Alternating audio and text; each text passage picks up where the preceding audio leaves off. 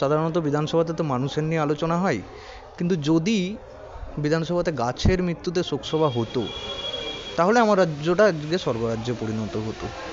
যদি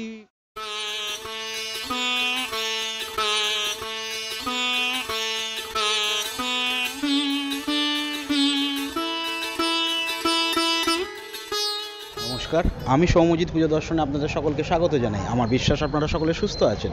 আজ পুজো দর্শনে পুজোর আড্ডায় আমরা এসে উপস্থিত হয়েছি খিদিরপুর ৭৫ পল্লী ক্লাবের পুজো মণ্ডপ প্রাঙ্গণে। পেয়ে গেছি ওনাদের শিল্পী সৌভিক কালীকে। সৌভিক, পুজো দর্শনে স্বাগত। নমস্কার। এবছর খিদিরপুর ৭৫ পল্লী ক্লাব কি চমক দিচ্ছে?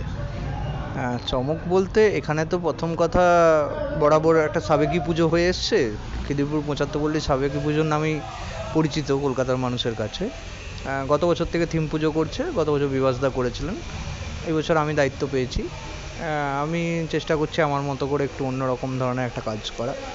আমি কাজটার নাম দিয়েছি স্বর্গরাজ্য। মানে স্বর্গরাজ্য বলতে আপনাদের মানে প্রত্যেকেরই ধারণা হচ্ছে একটা একটা সুন্দর জায়গা যেখানে খারাপ কিছু নেই, সবটাই ভালো।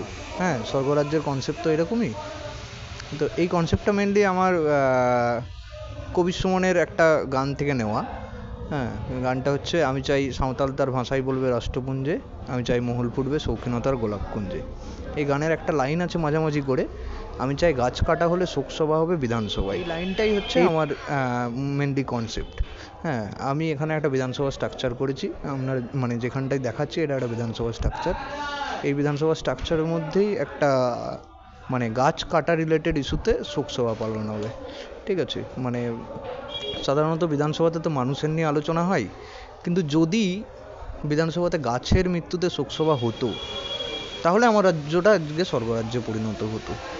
যদি আমি এখানে একটা মর্গ বানিয়েছি, মর্গে মানুষ রাখা হয়, মর্গে মানে মৃত মানুষ রাখা হয়, এখানে আমি মৃত গাছগুলোকে রাখবো। হ্যাঁ, মানে সেটাই দেখাতে চাইছি যে গাছের প্রায়োরিটিটা। হ্যাঁ, তো এরকমভাবেই একটা কাজ হচ্ছে। আর উল্টো দিকে একটা বড় আরবান স্ট্রাকচার, যেখানে একটা কংক্রিটের জঙ্গল, কংক্রিট লোহার জঙ্গল।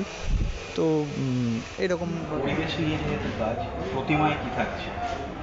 প্রতিমা একটু অন্যরকম, মানে একটা স্কাল্পচার বেস একটা ঠাকুর করার চেষ্টা করেছি। পরিমলটাই মেনলি করেছে। হ্যাঁ, আমরা দুজনে ডিসিশন নিয়েই এরকম একটা কাজ করেছি। মানে ঠাকুর মূলত একজন গ্রামের মহিলা, যে এই গাছ কাটা আটকানোর চেষ্টা করছে, এরকমই। বরাবর ৭৫ পল্লী সাবেকি পুজো করে এসেছে। গত বছর থিম করেছিল, এবছর আবার তার থিমে পুজো হয়ে গেছে তোমার হাত ধরে। কতটা চ্যালেঞ্জিং হবে? না, চ্যালেঞ্জিং এক ফোঁটা লাগছে না। আমার প্রথমে মনে হয়েছিল যে খুব চ্যালেঞ্জিং হবে, কিন্তু ক্লাবের সবাই এতটা সাপোর্টিভ। হ্যাঁ, মানে সব কিছু, মানে ওনারাও খুব এক্সাইটেড। তাহলে দর্শক বন্ধুরা, এবছরের পুজোয় আপনাদের সকলকে অবশ্যই আসতে হবে খিদিরপুর ৭৫ পল্লী ক্লাবের পুজো মণ্ডপ প্রাঙ্গণে। অসংখ্য ধন্যবাদ।